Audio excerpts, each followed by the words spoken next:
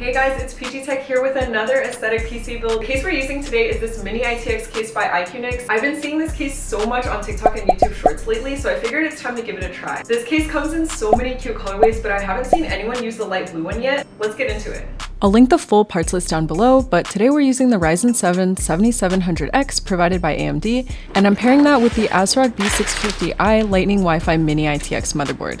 Y'all, my biggest pet peeve is when the peelies don't peel and they like rip halfway. I don't know what makes it do that. Also guys, this motherboard only has two M.2 slots and one of them is on the back without a heatsink, so I would suggest buying the biggest M.2 SSD you can in the beginning because it's going to be so annoying to add it into the back later. Anyways, if you're building in this case, there's no glass panel, so you're not going to be able to see the internals, and so it really doesn't matter how ugly your PC components are, which is why I didn't choose anything with RGB, so there's absolutely no reason to pay for the RGB or white tax on this. Also, if your screwdriver is really thick, you might have a hard time unscrewing that M.2 heatsink, which is why I had to switch screwdrivers because the hole is like kind of small. I had a 1TB SSD on hand for this build, but honestly, games are so big nowadays, you probably need two. And don't forget to peel off that heatsink sticker. Also, you guys, I'm literally so dumb. I forgot that for mini ITX cases, you really have to check compatibility. So I literally just ordered this AIO and it did not fit. Like that pump thing sticks out way too much for it to fit in this case. But let's talk about the case. So it comes with all the front panel cables disassembled, so you have to actually install those yourself later. And then all of the screws are just these random, like they're not regular Phillips head ones. So it comes with this like screwdriver handle, which you can see me holding.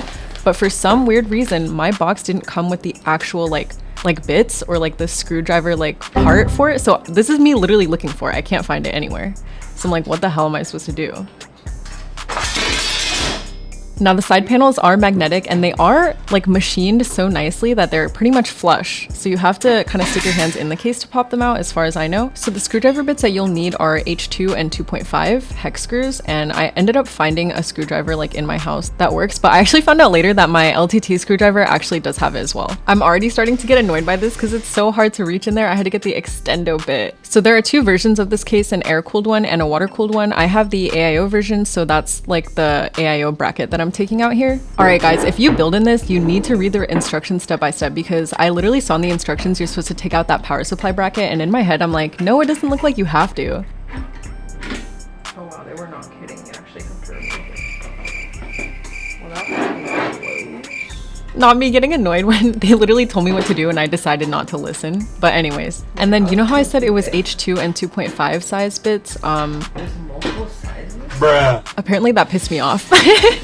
Anyways, now that that's actually out, it's time to install the motherboard now. And I think at this point I had realized the AIO wouldn't fit, so I took that off. And here I am showing the screws they provided to screw in your motherboard. I'm really not sure why they didn't just use Phillips ones. Like, can someone answer? Are they just being difficult or is there a real reason for this? This case also comes with a PCIe 4.0 riser because you have to vertically mount your GPU in the other side of it. I have seen some people have issues with their 50 series cards using 4.0 risers, but they're able to change a setting in BIOS to make it work. But in any case, we're using a Radeon card for this build. I ended up ordering the trusty dusty Frostflow 240. This is a pretty affordable AIO, which has a pretty small pump in terms of vertical clearance, so I figured this would be perfect. To install this, you do have to unscrew the stock, like, I don't even know, AIO holder. What do you call those? And then you stick on these sticky O-rings and then screw on these standoffs. Oh my god, bro. Oh, hell no, man. What the? Anyways, the power supply is not mounted on the backside of the case, so you do have to run this PSU like extension cable that comes with it. All right, so back to the cooler. We do have to install the fans onto the AIO. Normally you would put the long screws like right on those fans, but we're actually gonna sandwich that metal bracket in between the screws. And this goes by way faster with an electric screwdriver, by the way.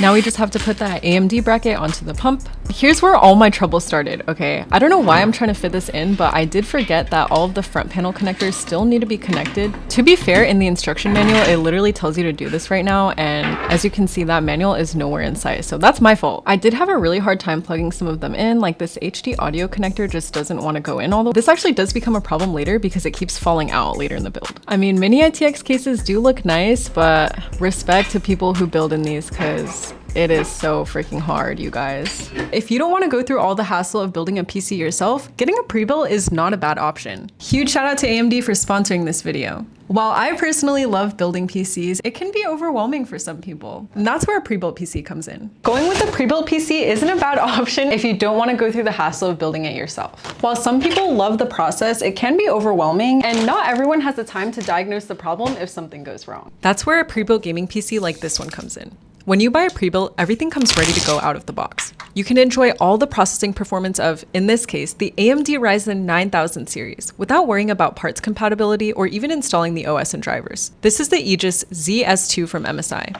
The great thing about buying a pre-built like this one is that they're built using the same kinds of parts you'd buy if you were to DIY it, making it easy to maintain and upgrade down the line if you ever do want to get your hands dirty. This one specifically features some of the best hardware out there, with the Ryzen 9 9900X CPU designed to handle pretty much whatever gaming or productivity task you throw at it. This PC also comes equipped with 32GB of DDR5 RAM, a 2TB M.2 SSD, a 360mm AIO, and one of the latest gen GPUs. If you want to check it out for yourself, I'll link it down below. AMD has also been kind enough to give away one of these overpowered gaming PCs for a limited time, so be sure you check the link down below so you enter before it closes. Anyways, let's get back to the build. We are now installing the AIO onto the CPU, and this one doesn't have thermal paste pre-applied, so we will have to apply that. You can opt to buy your own like Thermal Grizzly or whatever other brand you prefer, but ID Cooling does provide it if you don't happen to have it on hand. Also, that metal bracket that we screwed the radiator for the AIO onto, don't screw that back into the case yet, because I did end up having to take it in and out just to adjust like cable management and make sure everything was fitting, especially when it comes time to install the GPU. So if you do screw it back in, you might have to unscrew it later. And for the power supply, I went with the Lianli SP750W. This is a teeny tiny small form factor power supply. It does come in white and black, but no one's gonna see it, so I went with the black one because it's cheaper. It's gonna be pretty much impossible to plug everything into the power supply once it's installed, so I did it when it was out of the case. And then all you have to do is screw on that bracket that we took out earlier onto the power supply. Make sure the fan on the power supply faces away from the L part of the bracket, because you don't want that to be facing the inside of the case. You want it to face the outside, if that makes sense. This power supply also doesn't touch the outside of the case, so we do have to plug in the power cable and flip the on switch on before we screw everything in. Also, you guys, this was so hard to fit in. I felt like I was wrestling trying to jam everything in to make it fit, but I finally got it. Alright, so this is the exact part that I said not to screw in right now until the build is pretty much completely done, and I learned this the hard way, so don't screw this back in right now. Also, the LTT is like one of the most magnetic screwdrivers I've literally ever used, and somehow the screws were not sticking to the bit. It was pissing me off so bad. I finally was trying to like put the screw into the hole before trying to screw it in, and this was just so difficult. This whole situation, like, I was so mad. I was like, I'm never building an ITX again. Plugging in all the power supply connectors was also super hard. I don't actually know what the correct order of operations is for this. Small form factor PC builds are not for the weak. Like, I normally say there's no such thing as a beginner PC build because they're usually all pretty easy, like if you can assemble IKEA furniture. This case is just the final boss. Actually, now that I'm thinking of it, I think we're supposed to plug everything into the motherboard, like the power supply cables and the front panel power connectors, and then install the motherboard, and then do everything like in the order, and then plug the power supply cables and the front panel connectors to the respective places. But the manual didn't say anything about that. And at this point, I did have the manual open because I had just messed up so many times.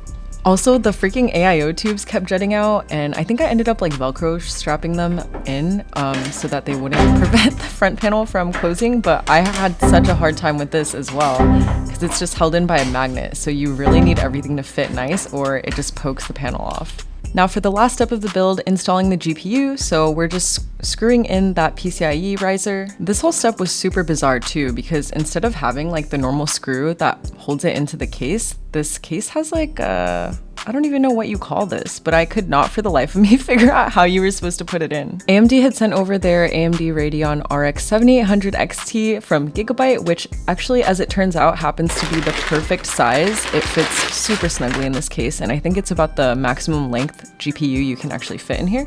Which, okay, so this is why I said don't screw in that top panel until you're done, because I couldn't fit the GPU in. If you have a double fan card or just like any smaller card than this, it probably will fit, but I had to literally unscrew the whole top panel and then slide the GPU in from the top down. I don't know if there's a better way to do this, but if you are looking to build in this case for yourself, just make sure whatever GPU you get is less than 305 millimeters in length or it won't fit. You can find the rest of the compatibility online, but here it is in the manual. What? Y'all, I was like mentally drained at this point. I should have watched a tutorial, honestly. Overall, this case was the most unforgiving, like specific case I've ever built with. If you do anything out of order, you'll probably end up hating your life. And if you aren't great at cable management, you'll also end up hating your life. But eventually I got it to work and everything fit and all the panels fit just fine and stopped popping off somehow. Magic. Okay, one thing that kind of annoys me about this is that you can't pop off the side panels without opening the top panel because all the panels are literally flush. So you have to pop off the top panel first and then pop these out from the inside. But here's what it looks like. There's literally no space for the cables. Like every single millimeter is being utilized. This is what it looks like. Also my cables, I wanted to route them towards the top so you can't see it, but there was no space to do that. I've seen other builds where they hide them, so maybe I just did something wrong. But this is what the build looks like. Overall, I do think this case is super pretty, and if you want this specific look, there aren't too many that are comparable to this, but just be prepared. Like, if this is your first PC build, definitely watch a ton of tutorials, triple and quadruple check your clearances and make sure everything fits before you order it, and read the instructions, watch tutorials, and yeah, just set aside a lot of time for this, because it's hard. Anyways, follow for more aesthetic PC builds. I am an expert, I swear. I've built a ton of PCs, but maybe no more ITX builds.